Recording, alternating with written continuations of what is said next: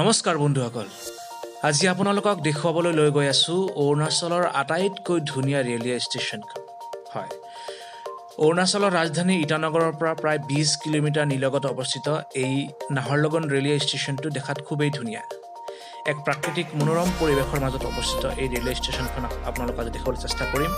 তাৰ আগতে মই জনাই থওঁ যে আপোনালোকে যদি গুৱাহাটীৰ পৰা কোনোবাই অৰুণাচললৈকে যাব বিচাৰে তেতিয়াহ'লে প্ৰতিদিন ৰাতি 9:30 দৈপল এক্সপ্ৰেছ ট্ৰেইনখন গুৱাহাটী পল্টন বজাৰ ৰেলৱে ষ্টেচনৰ পৰা যায়। গতিকে এই ৰেলখনৰ যোগেদি আপোনালোকে অৰুণাচললৈ যাব পাৰে। গতিকে বলকচোন আমি চাবলৈ চেষ্টা কৰোঁ ধুনীয়া ৰেলৱে ষ্টেচনটো।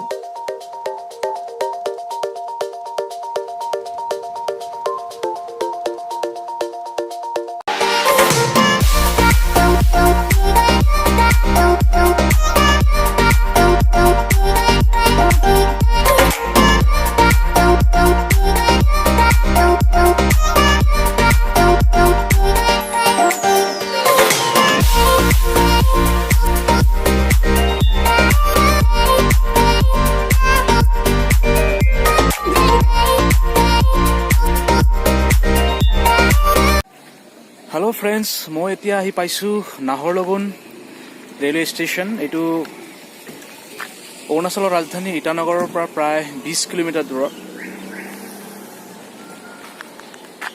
তো বলক ষ্টেচনটো আপোনালোকক দেখুৱাইছোঁ। খুব ধুনীয়া ষ্টেচন হয়, ইয়াত মানুহৰ সংখ্যা একেবাৰে কম।